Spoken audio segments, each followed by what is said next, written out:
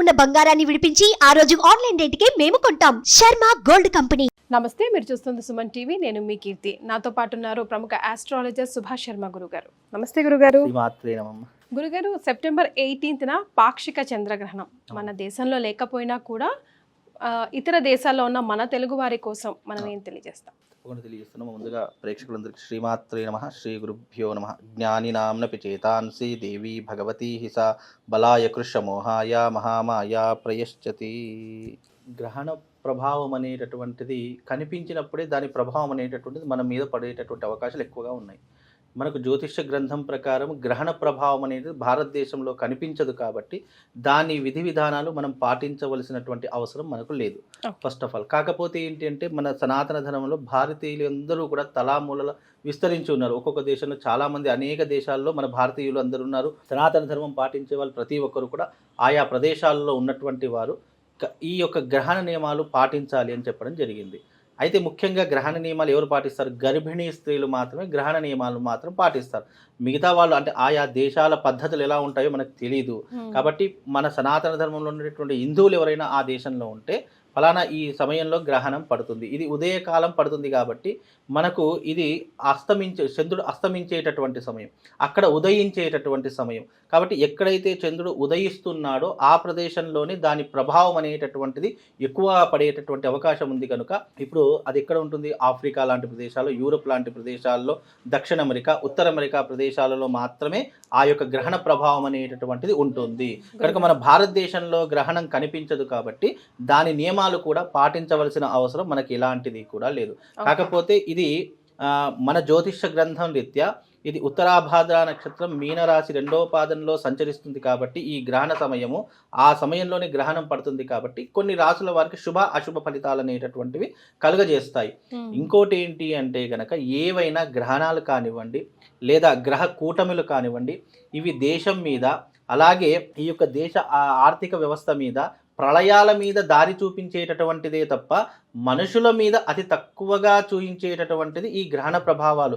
గ్రహణ ప్రభావం అంటే ఏదో భయపడాల్సిన అవసరం ఏమీ లేదు. గతంలో గ్రహణము అంటే అనేక పద్ధతులు పాటింది. ఇప్పుడు టెక్నాలజీ పెరిగిపోయింది కాబట్టి చాలామంది గ్రహణం అంటే భయపడట్లేదు. ఇంకా గ్రహణాన్ని చూసేటటువంటి పద్ధతులే పెరిగాయి తప్ప గ్రహణం పడుతుంది భయపడి ఇంట్లో దాక్కునేటటువంటి దుస్థితి ఇంకా రాలేదు మనకు. కాబట్టి ఇక్కడ ఏదైనా కానివ్వండి, గ్రహణ ప్రభావం అనేటటువంటిది ప్రకృతి వైపరీత్యాల మీద దారితీస్తుంది తప్ప మానవ మనుగడలో పాజిటివ్ ఆర్ నెగిటివ్ ప్రతి మనిషి జీవితంలో ఉంటాయి, ఉండవు అనేటటువంటిదే ఉండదు.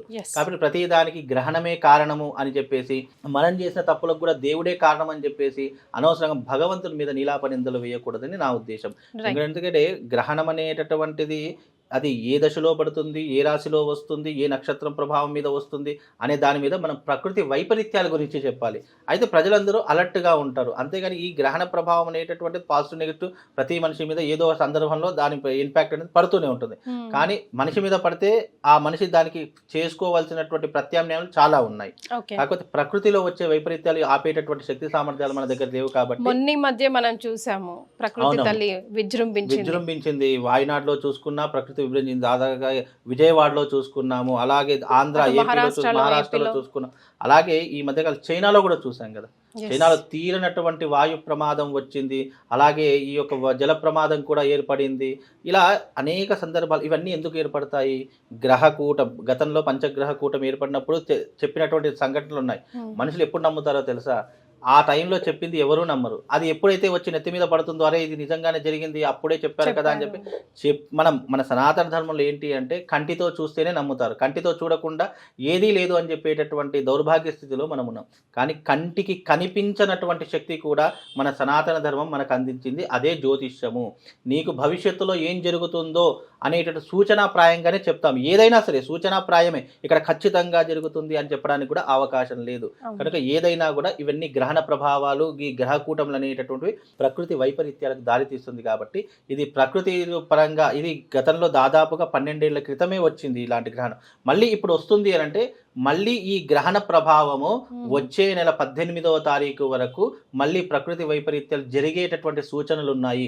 జల ప్రమాదాలు జరుగుతాయి, వాయు ప్రమాదాలు జరుగుతాయి, అగ్ని ప్రమాదాలు జరుగుతాయి, రోడ్డు ప్రమాదాలు జరుగుతాయి, తీరనటువంటి ఆస్తి నష్టం కలుగుతుంది అనేటటువంటి సూచనాప్రాయంగా ఈ గ్రహణ ప్రభావం అనేటటువంటిది మనుషుల మీద ప్రభావితం చూపిస్తుంది.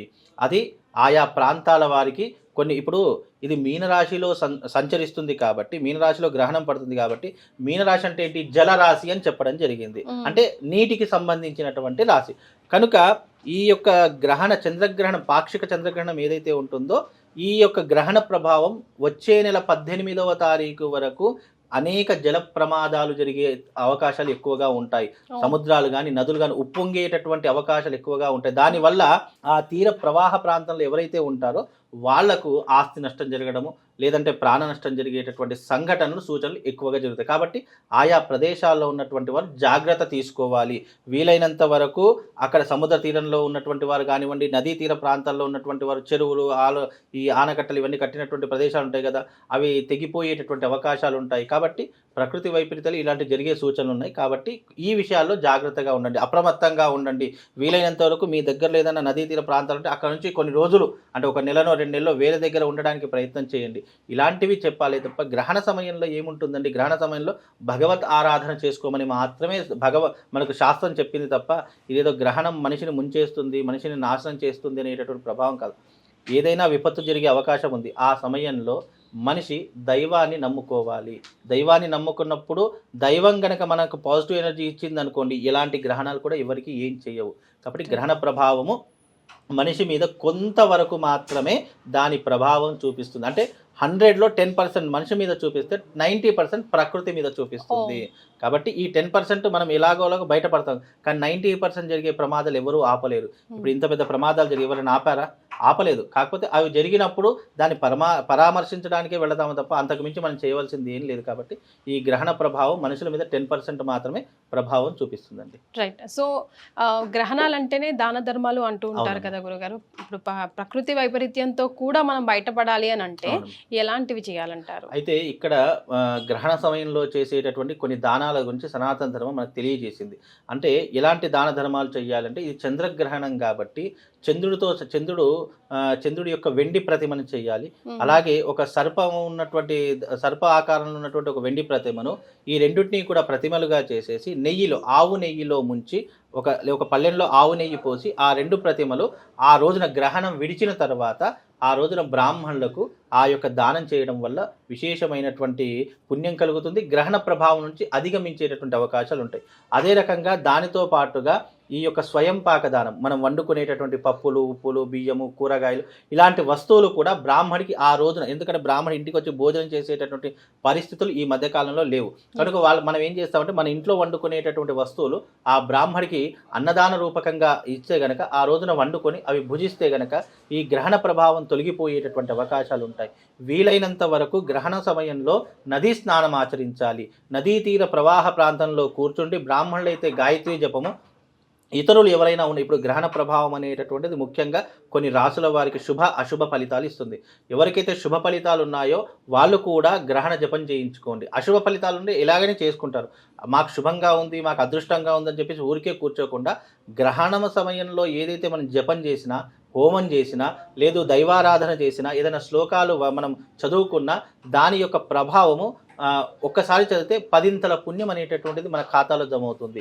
అందుకనే ఇలాంటి ప్రభావాలు వచ్చినప్పుడు దైవారాధన చేసుకోవడం, నదీ స్నానం చేయడం అనేటటువంటిది మనకున్నటువంటి గొప్పనైనటువంటి విధిగా సనాతన ధర్మం మనకు తెలియజేసిందమ్మా. రైట్ గురుగారు, మనుషుల మీద 10% ప్రభావమే ఉంటుందని తెలియజేసినప్పటికీ కూడా ఇందాక అశుభ ఫలితాలు ఇస్తుంది గ్రహణం అని అన్నారు కదా, ఏ రాశుల వాళ్ళకి ఎలాంటి ఫలితాలు ఇస్తాయి ఒక్కసారి? ఇప్పుడు ఇక్కడ శుభాన్ని ఇచ్చేటటువంటి రాశులు వచ్చేసేసి, 1 మకర రాశి, 2వది సింహరాశి, 3వది ధనస్సు రాశి, 4వది మనకు మకర, ధనస్సు, తులారాశి.